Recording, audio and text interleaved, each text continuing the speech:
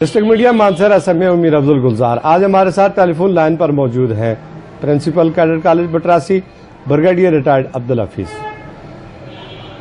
آپ ناظرین کو بتائیں کہ ماشاءاللہ کیڈٹ کالج بٹراسی کا شمار ملک کے نامور تعلیمی اداروں میں ہوتا ہے۔ اندرون اور بیرون ملک سے اسٹوڈنٹ زیر تعلیم ہے۔ ہر ادارے میں مزید بہتری کی گنجائش بھی ہوتی ہے، اس کو آپ کس طرح دیکھتے ہیں؟ بہت شکریہ امیر عبدل گلزار صاحب، آپ نے ہمیشہ ہمارے ساتھ بہت بڑی ایک تعاون اور ایک اس کالج کے ساتھ آپ نے جو رشتہ رکھا ہوا ہے بہت زبردست ہے، اور میں اس کو اپریشیٹ کرتا ہوں۔ اس چیز کی بہت قدر کرتے ہیں ہم سارے، میں اور میرا سٹاف کے اس طرح سے آپ ہمارے ادارے کی ایک طرح سے پروجیکشن بھی کر رہے ہیں، اور جو کچھ اس ادارے میں ہو رہا ہے اس کو بھی لوگوں تک پہنچانے کی کوشش کرتے ہیں۔ کیڈٹ کالج بٹراسی جو ہے 1996 میں یہ معرض وجود میں آیا تھا، 22-23 سال ہونے کو ہیں، اور یہ ادارہ جو ہے نا ہر روز ہر دن جو ہے یہ ترقی کی منازل طے کر رہا ہے۔ وہ بچے ہیں یہ معاشرے میں بہت اچھے جگہوں پہ یہ تعینات ہیں اور بڑی اچھی خدمات سر انجام دے رہے ہیں کہ افواج ہیں، ایئر فورس، نیوی اور آرمی، بڑی تعداد میں ہمارے بچے وہاں پہ ایز آفیسرز یہ کام کر رہے ہیں، اور ابھی بھی پاکستان ملٹری اکیڈمی میں بہت سے بچے ہمارے انڈر ٹریننگ ہے۔ سول میں ہمارے بہت ایڈمنسٹریشن میں لوگ ہیں۔ مانسہرہ کے جو ایڈیشنل ڈپٹی کمشنر ہیں وہ ایکس بٹراسین ہیں۔ ہری پور کے جو اسسٹنٹ کمشنر ہیں وہ ایکس بٹراسین ہیں۔ اسی طرح بہت سے ایسے بچے ہیں جو فارن کنٹریز میں کوئی ڈاکٹرز ہیں، کوئی انجینئرز ہیں، اور مختلف طرح سے یہ خدمات انجام دے رہے ہیں۔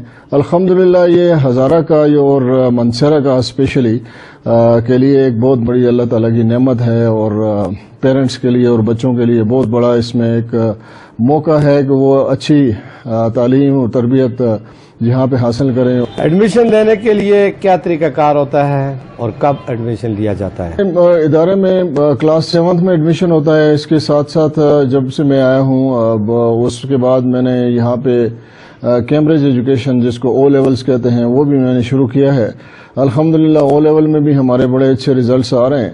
ہمارے جو داخلے ہیں ان کا پروسیس جو ہے یہ ہر سال دسمبر میں شروع ہوتا ہے۔ دسمبر میں ہمارا ٹیسٹ ہوتا ہے، ریٹن ٹیسٹ، اور اس کے بعد جنوری اور فروری میں اس کے انٹرویوز ہوتے ہیں، اور اسی طرح فیبروری میں اور جنوری کے آخر میں ہم میرٹ لسٹ اس کو لگاتے ہیں۔ ہمارے پاس میرٹ کی سیٹیں ہیں، اس کے علاوہ ہمارے پاس کچھ کوٹا کی سیٹیں بھی ہیں جس میں مانسہرہ کے لیے 14 سیٹیں ہیں، اس سے کالا ڈھاکہ کے لیے ہیں، اس طرح سے تورغر کے لیے ہیں، اسی طرح یہاں کے امپلائیز کے لیے سیٹس ہیں، پاکستان بوائے اسکاؤٹس کے لیے ہمارے پاس سیٹس ہیں، فاٹا کے لیے سیٹس ریزرو ہیں، اور اس کے علاوہ 2 سیٹیں ہمارے پاس یتیم بچوں کے لیے ہیں جن کی فری ایجوکیشن ہے یہاں پہ۔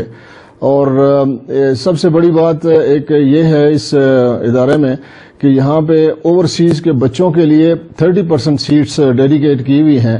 جو بھی لوگ باہر کے ملکوں میں کام کر رہے ہیں تو ان کے بچوں کے لیے 30% سیٹس ہیں۔ تو میرے پاس ابھی کوئی 200 کے قریب بچے جو ہیں یہ مڈل ایسٹ سے یہاں پہ پڑھ رہے ہیں۔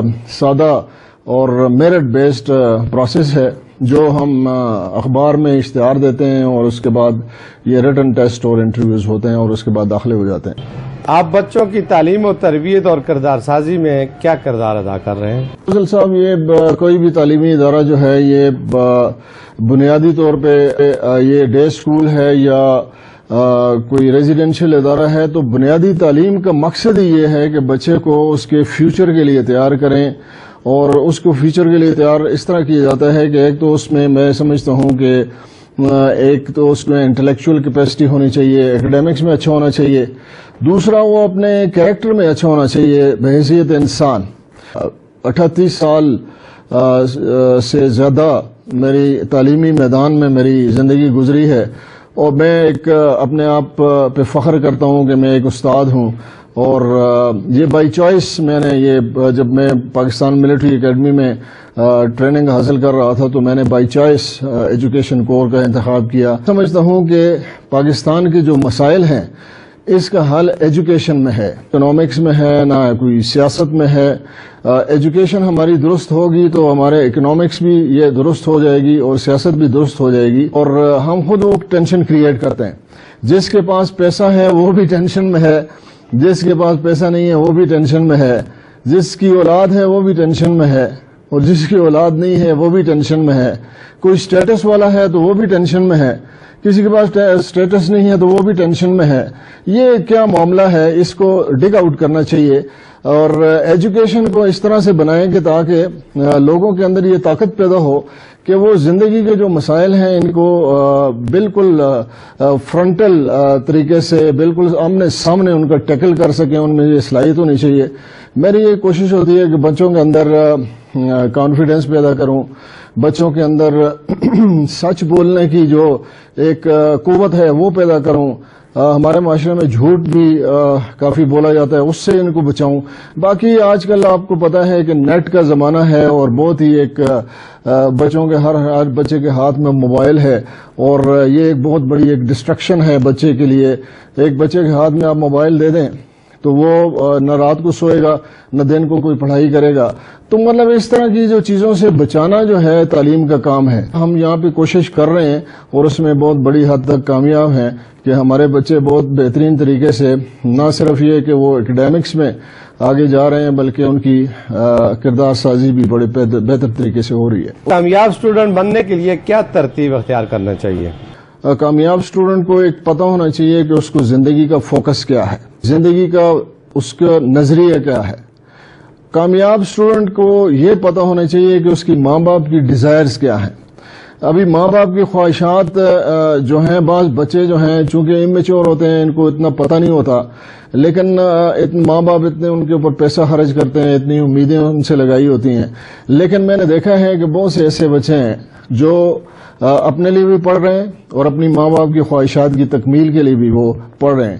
اور تیسری بات، ایک اچھے اسٹوڈنٹ کے اندر اس میں نیشنل اسپرٹ یا پیٹریاٹزم ہونا چاہیے، ملک سے اس کو لگاؤ ہونا چاہیے، ملک سے محبت کرے اور اسی کے لیے وہ محنت بھی کرے اور اسی کے لیے کوئی پریکٹیکل لائف میں کنٹریبیوٹ کرے۔ اساتذہ اور اسٹوڈنٹ ناظرین کو آپ کیا پیغام دینا چاہیں گے؟ معاشرے میں میرا پیغام یہی ہے کہ رائزنگ ابو سیلف، فیملی کی بھی خدمت کر سکتے ہیں اور معاشرے کی بھی خدمت کر سکتے ہیں اور اپنے ملک کی بھی خدمت کر سکتے ہیں۔ یہ جو معاشرہ ہمارا یہ چل رہا ہے، اس میں اگر آپ دیکھیں تو ہر نفسہ نفسی کا دور ہے، یہ اس طرح سے کہتے ہیں کہ ہر آدمی اپنے لیے کچھ نہ کچھ کرنے کی کوشش کر رہا ہے۔ تو ہم جب اپنے آپ کو مائنس کریں گے تو ہم اس قابل بنیں گے کہ ہم اپنے ملک کے لیے یا ہم اپنے پیرنٹس کے لیے کچھ کریں۔ تو یہی میرا سب سے، طلباء سے، اساتذہ سے، والدین سے اور باقی سیاستدانوں سے، باقی بڑے بڑے جو لوگ ہیں ان سے، کہ رائزنگ ابو سیلف، اپنی ذات سے اوپر ہوں تب جا کے یہ تھے ہمارے ساتھ brigadier retired Abdul Hafeez, principal cadet college Battrasi. انہوں نے اپنی قیمتی آراء سے ہمیں نوازا۔ ہمیں امید ہے کہ ناظرین کو ان کی جانکاری پسند آئی ہوگی۔